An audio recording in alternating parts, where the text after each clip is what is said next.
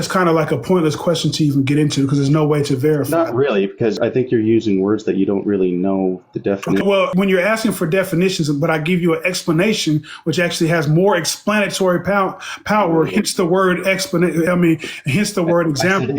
Example, but it doesn't give the definition. Right. So you're not a computer. Why don't you just look it up? Right, because I'll tell you why. Use the AO? Use the AO? I'll tell you why I don't just look it up because the AI over you. Well, I'll tell you why I don't look it up because I'm not here to cater to everything that you want to be done. That's why. I don't allow people to just arbitrarily control the conversation and make me look up things that are pointless when I gave you a perfectly good example. That's why. What's going on, Squid? I wanted to ask you a question about your third point on cool. your little background. So what do you mean when you say wokeness is anti-biblical? Whenever I talk, and thanks for being respectful, by the way. So whenever I talk about wokeness, I'm speaking specifically about Marxist ideas. And so the idea of wokeness has been birthed out of Marxist ideology, this idea that there are just different classes that are clashing against each other and that this is the greatest struggle of life. And then this bleeds into biblical theology to where people then start saying that, well, God or Jesus came to rescue the poor from poverty. And it's all about the oppressed and the oppressor. And it's all about racial bigotry. And so once these paradigms take over the idea of us being sinners that have sinned against a holy God, these are anti-biblical worldviews. The idea of wokeness doesn't match with the biblical worldview. It's not all about it's not all about financial flourishing. It's not all about racism. And so wokeness in a nutshell is cultural Marxism and identity politics. That's probably the most simple way I can put it. So identity politics and class hierarchical structures and clashes. So the Bible doesn't care or is ignorant to sexism and systemic racism and classism? Not at all. And this is an important distinction to make. So I'm not saying that. So first of all, the idea of racism as we see it today is also anti-biblical because it comes from an evolutionary worldview. And the Bible itself doesn't have this evolutionary worldview.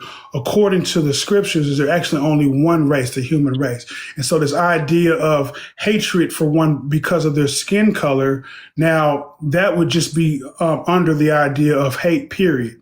It would just be plain and simple hatred.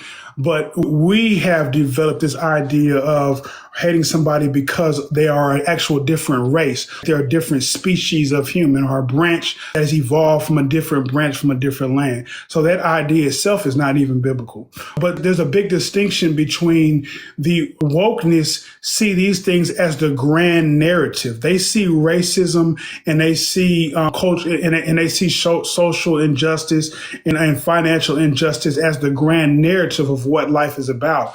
And so that's not to say that these things don't happen at all or that God isn't against it when these things do happen. And so don't get caught up in a false dichotomy, but not really a false dichotomy, but more of a composition fallacy to say that, because the grand narrative isn't true doesn't mean that there's not parts of that are true. Does that make sense to you? Well, I think I would agree with you that racism is totally bullshit. Sorry for swearing. It's totally BS. And it's sort of an arbitrary thing that we've assigned to people. And it's, at the end of the day, it's more ethnicism and colorism than anything. And culturalism, yeah.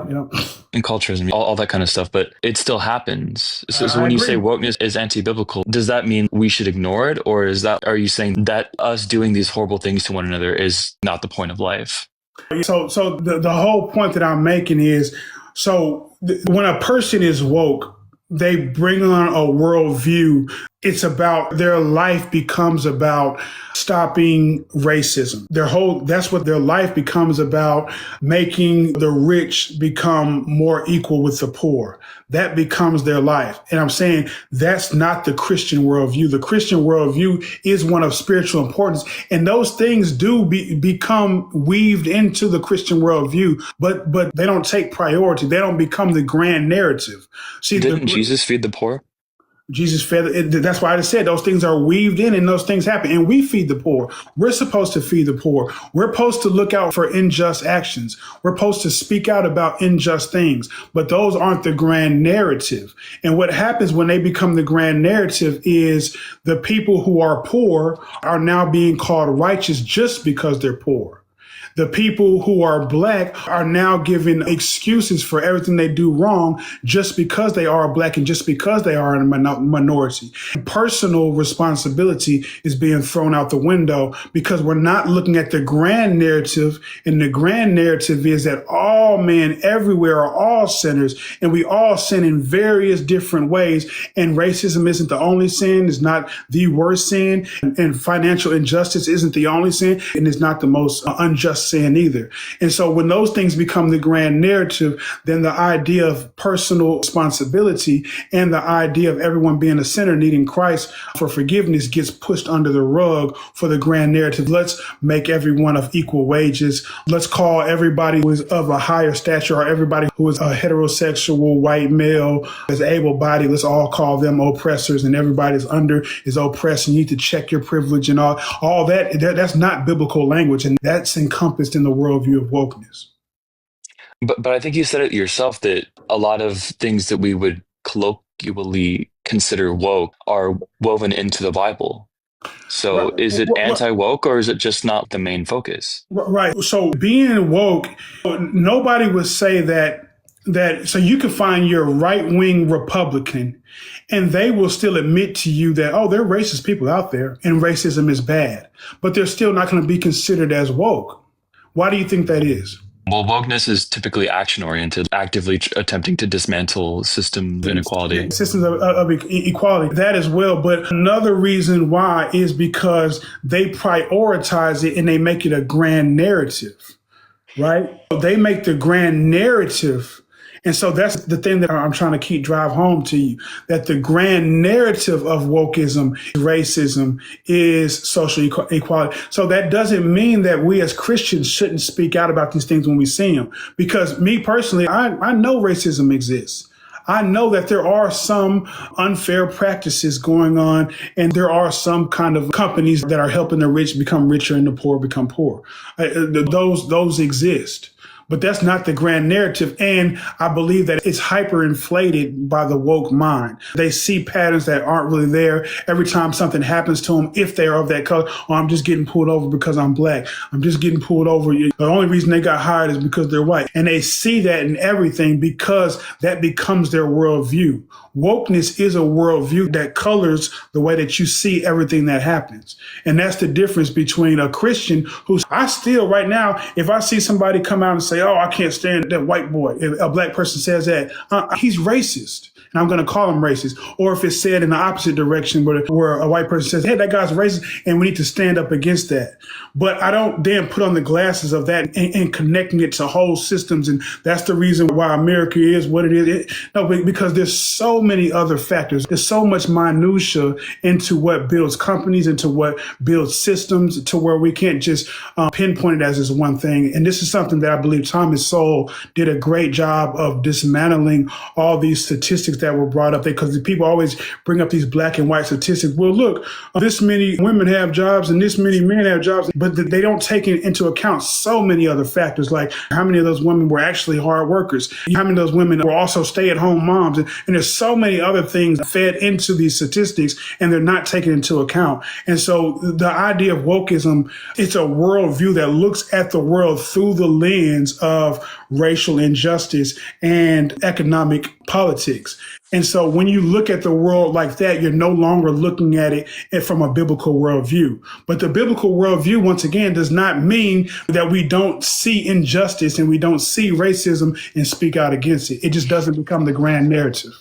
So what's the additional part that, because you said that even as someone who is Christian or through a biblical worldview, you see those things as well, but there's a grand narrative. What is the other part? What constitutes the grand narrative of Christianity?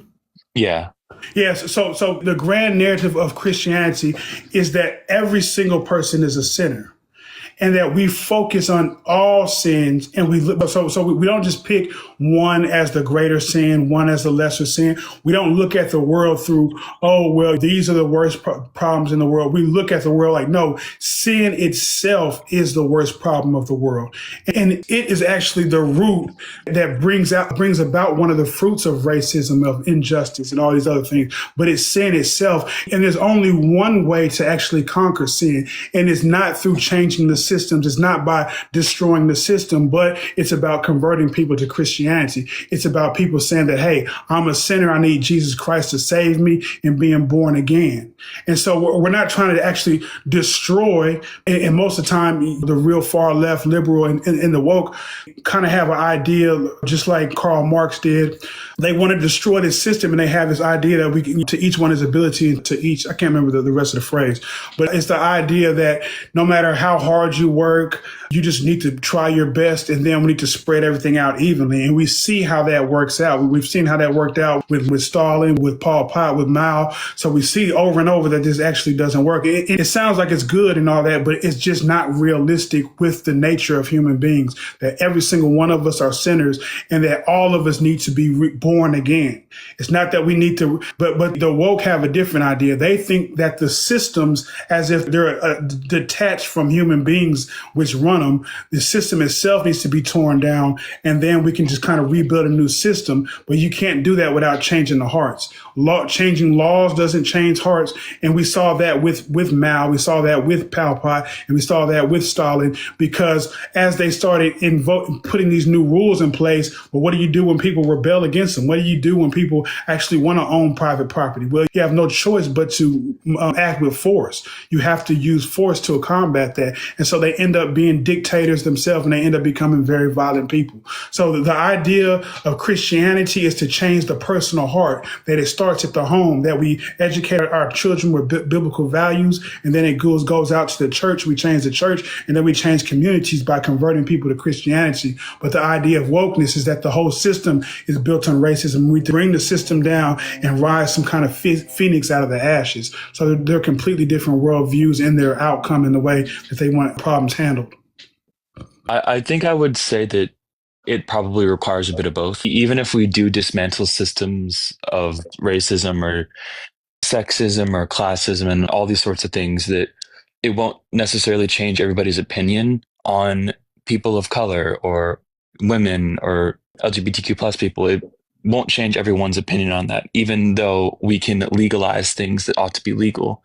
I think it requires a bit of both. But the idea that dismantling these systems is futile or it's not a good thing, I don't think that's true. We've seen it. Women in this country didn't used to have the right to vote till the 20s. African American people were enslaved for 400 plus years. And obviously things are still unequal nowadays. There's still holdovers from systemic racism, but they at least aren't someone's property. I don't think that the idea that dismantling the systems isn't a good thing, because I agree with what you said, that it does. We do need to change people's hearts. You need to educate your children properly, but I think it requires a bit of both, in my personal opinion. And so once again, so Christians are not saying that we don't step out and speak on unjust things and break them down. If there's a police department which is corrupt all the way from its chief down to all the officers, then of course a Christian will be like, "Oh, destroy that," of course. But that's not the kind of minutia that we have. Now, the things like slavery, that was corrupt from its core. And it actually was biblical principles that actually destroyed that system. We had people like, what's his name? William Wilberforce. And people like him, the early abolitionists, used biblical scriptures to actually dismantle these systems. And so MLK was a preacher. I mean, MLK didn't actually believe in the Bible. He didn't believe that Jesus was actually the Son of God. He never taught anybody to actually repent. If you actually look at his sermons, he never talked about repentance. So he was actually trained by a Marxist. He was trained by Marxist ideologies and things like that. And so, are there different interpretations of Christianity though, like Catholicism and Baptist?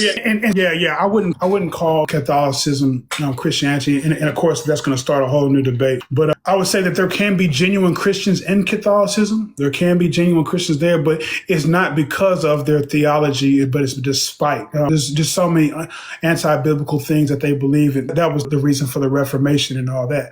But that's a different topic. But the point that I wanted to make was that racism, slavery, and things like that, those were things that Christians should stand up to demolish.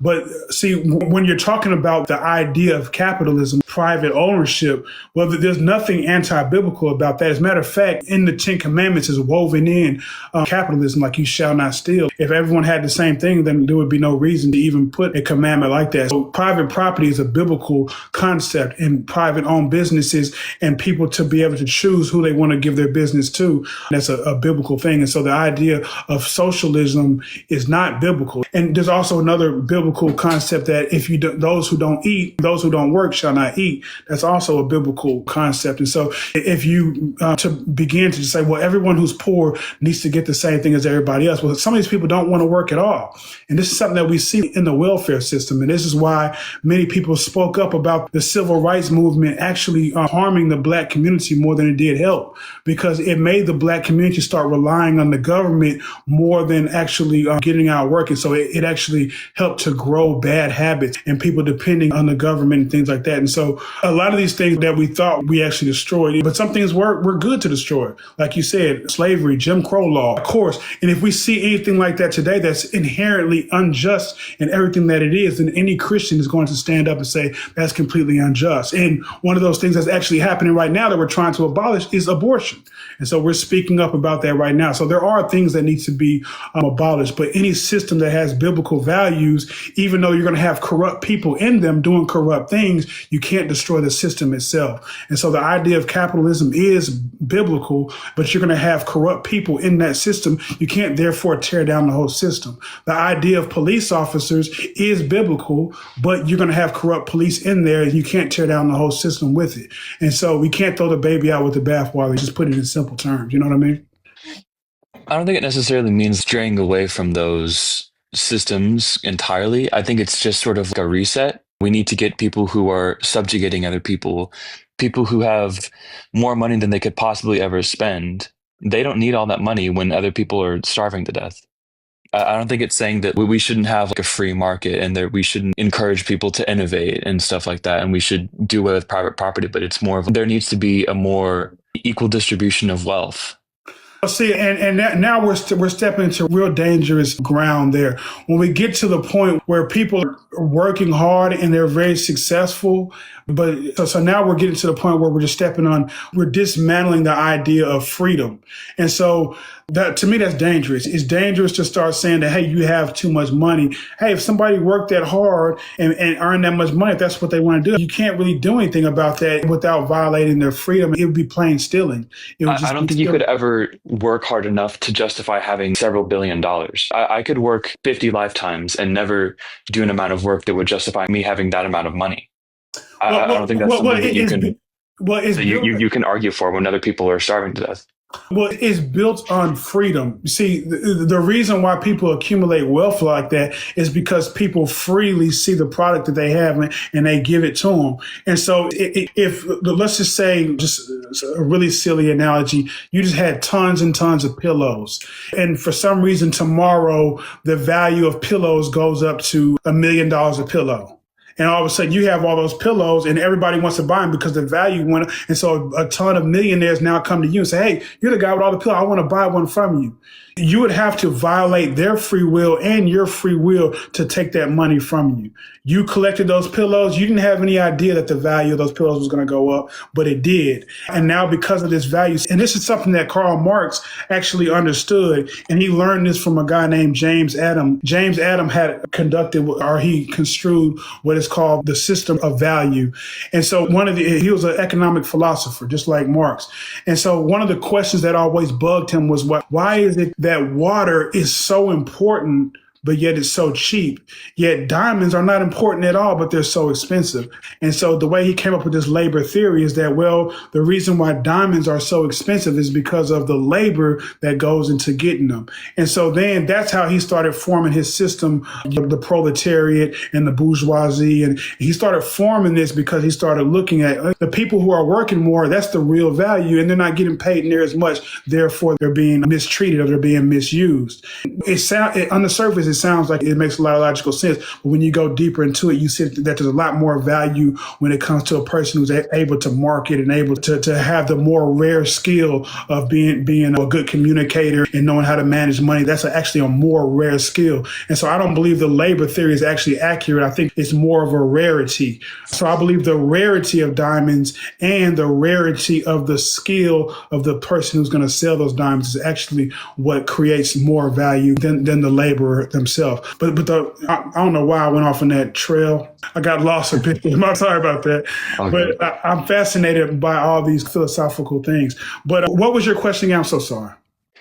I guess it all sort of ties back to even the labor thing. I'm kind of iffy on that too, because diamonds really aren't that rare. We can create them in a lab. That's true. And they're blood diamonds. They're people who are subjugated in the Congo. And I know they're artificially inflated. It's an arbitrary price that we put on those things. Right. I guess it all sort of goes back to, can you ethically be a billionaire if other people cannot have basic needs? The pillows. Remember the pillow analogy, right? So, my bad, that brings me back. So, because you're talking about no one should have that much money. Well, if that situation happens, you just had a house full of pillows for whatever reason, and now all of a sudden, all these people are like, "Hey, man, this guy, what's your name?" You just call me Squid if you want. Squid has all the pillows, man. Let's go to him. And now all of a sudden, everybody comes to buy these pillows $1 million a piece from their own free will, and you on your own free will sold them. And now all of a sudden, everybody's looking at you like, hey, man, you're a greedy so-and-so. And it's just like, hey, man, that was just a turn of events. The value system actually turned this way. These became valuable. I had a lot of them. I sold them. It was my free will. Hey, I want to look out. And maybe I don't want to give all my money away because I want to look out for my family that comes behind me. I want to start a huge business. It's going to take a lot of money. I'm going to have to pour a lot into that. And I'm also going to create a lot of jobs as I do that. And I'm going to help a lot of other families as I do that. And maybe it doesn't look the way that you think it should look. Maybe it's not going out to charities. It's not going to the poor, but I want to help home first. I want to make sure my family is good, and I want to make sure that my employees are good. And it might look like a very selfish thing, but there are people being blessed through that. So I just think that's something that we have to take people's complete free will away. And I don't think that's anything that's attainable. I don't think it's necessarily taking, I don't know, because you have to go about it in a very particular way for it not to infringe on a lot of people's freedoms. And I agree with you there, but there's a lot of gray area with it. There's a point where you will never need more money than you have, right? I don't think I could find a way to spend $100 billion. And many people on earth have that amount of money.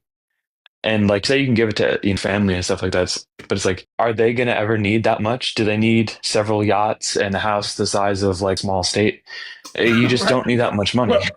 So and that's the thing about money. See, not everyone's looking at it like, how many things can I buy? Can I spend it all in one lifetime? Some people are saying, I want my family to be, we don't know. So especially for the secular who's like, hey, I don't know how long this earth's going to be here. It might be here for thousands and thousands, thousands and thousands of years. And so for me, even though you might not say, hey, I can't spend this all in one lifetime, but I want my kids and their kids and their kids and their kids. I want to make sure I have generational wealth. And if I give it all away, then I won't have that generational wealth. I want to take care of my family and all my offspring all the way down the line for as long as we can be here. And so you could never have enough money to know that you can do that, because we never know how long the earth is going to be here from a secular standpoint. And so that would be one reason for one person saying, hey, I want to keep this money in my family line and for my people. That's just one thing they could choose to do. But even with that, like, you can have so much money that you can guarantee generational wealth for your kids. Like, you can invest. If you have like $1 million, you can make it so that they have like minimum wage salary monthly. Like, I'm getting the numbers wrong in that sort of thing. One generation, right? But for their kids and then their kids and then their kids, some people think like that. Some people don't just think about, I want my kids to be good, but I want their kids to be good as well. And even that scenario that you just brought up, If one of your kids makes a bad business deal and puts them into a really big debt to where every time they get that monthly thing, it's going away to that debt or whatever it is. So that backup money would be set. So all these are just hypothetical scenarios, but I'm just showing you how somebody from their own free will should be able to choose to keep that money if they had something that was of value and other people freely chose to, purchase that thing. And I don't find anything like reprehensible with securing the wealth of your family and like people that are close to you because you should focus on your family. I think there's plenty of situations for plenty of people where you can do that and also not be so selfish. I think there's a point, I agree. a certain like of wealth where it's like if you're giving your kids generational wealth, you still have more money. Right there with you. Hey, Squid, I'm right there with you. And so don't think that I actually disagree with you about this, but I'm just saying I don't believe we can take people's freedom to do what they want. I'm the same way. If I had millions of dollars, I don't think he would last. I would probably give a lot to my daughter, and I think I'd be giving away so much to charities. And of course, I'd be a lot of that into my ministry to get out the word as well. But I think I would end up giving most of it away. I really think I would. And I believe that is the right thing to do. I don't believe we can actually make any kind of laws to that. And I believe, people are different and we can't kind of force our own moral values onto other people. You know what I mean? And I hear you. And like the way it has to be done there's such a fine line you have to walk in order to not infringe on like constitutional liberties that we have. It's just, I always find it strange that we live in a world where people die of thirst or freeze to death or they starve. Right. And people are living in houses that have like 50 more bedrooms than they need. Yeah. I don't know what the perfect solution to that is. That's where I really struggle. If there was a really nuanced system that took into account free will of men and all these type of things, and somebody was able to mastermind something like that held biblical values, I'd be all for it, man. We already are taxed, so maybe just more of our tax dollars going towards helping the world. But what I think is more important as a Christian is it's easy for us to look out at the very rich who have more than they need and don't do enough. And I think we need to look in the mirror and say that, you know what, me, Anthony, Christian and popular opinion, I have more than I need as well. And I don't do enough as well. And so I see that in myself. And yeah, I do help it. I help at times. I give out money to the poor, but I know I could do much more. I think if you're being honest, you'd have to say the same, right?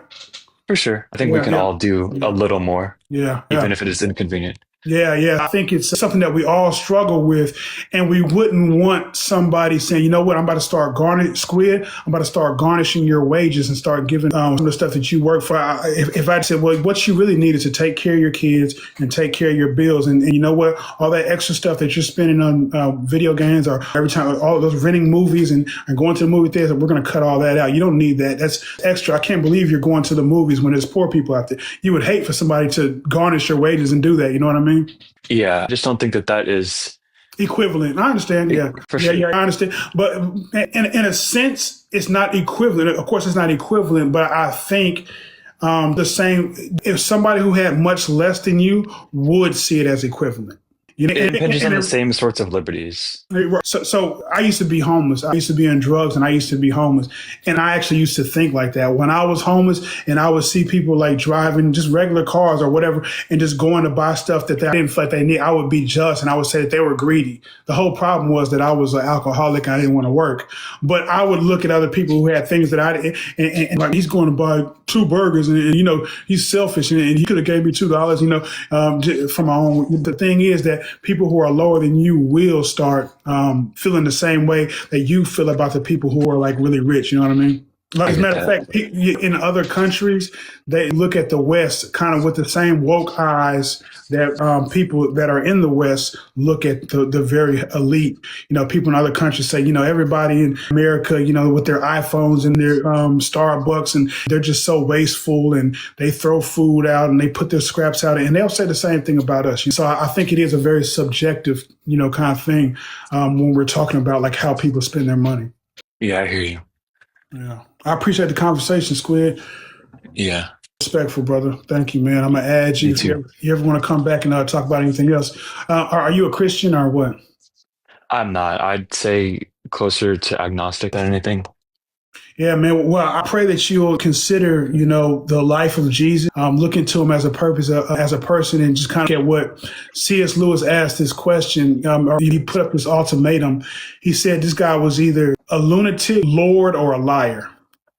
From the claims he made in the life he lived and the impact he left, I want you to kind of question that for yourself. Who was this? Was he truly Lord? Was he some kind of lunatic, or was he a liar? Because he said that he had eternal life, and he said that he's going to come back and judge all people at the end of time. So just look at his life, look into the things he said in scripture, and make that choice for yourself, man. But me as a Christian, I wouldn't be a loving person if I didn't say to you that God has set upon a day where he's going to judge all mankind, and all of us are sinners. It's not that I'm better than you or any other Christian is better than you, that we're all sinners and we've all fallen short of the glory of God. But the only difference is going to be if we were both to die today, when God stood and looked at me, he would see Jesus. He wouldn't see me because I've accepted his sacrifice. Jesus came and he died on the cross in my place. And so God would judge you by his holy commandments. Have you ever lied? Have you ever stolen? Have you ever looked with lust? That's adultery. Have you ever hated somebody? That's considered as murder, because God is perfectly just. So his standard is not like ours. And so the same way you look at the most evil, rotten murderers, the way he's going to look at you. Because of his standard being so much higher. And so I just pray that you would consider his life, what he did, and consider the fact that we've offended a holy God who created us for a purpose, and that there is a way out. So the gospel, that word gospel means good news, and it actually is good news. I want to tell you that because I want to see you in heaven, Squid. I really do. So I pray you'll consider that. Does that mean that all sins are equivalent? No, so equivalent in the way that they're all damnable. So any sin is damnable, but not all sins are equal. Jesus says in the gospel, when he's undergoing his mock trial, he says, nothing that you've done would have been able to happen if it wasn't but for my Father allowing it. But he who delivered you to me has the greater sin. So Jesus calls one sin greater than another. So there are greater sins, and there definitely are greater punishments. Jesus also says that some will be beaten with few stripes and some will be beaten with many. And he's speaking about the afterlife, that parable. And so there's going to be different levels of punishment. Nobody can give you a detailed view of what hell is going to be like, but it's not going to be a place that anybody wants to be. And it's going to be different for different people. All right. I just wanted to clear that up. I got to head out and get some dinner, but nice talking to you. Man. You too, Squid. Have a good one. All right, you too. Peace. That's right, Riot Heat. The only unforgivable sin, blasphemy of the Holy Spirit. Good.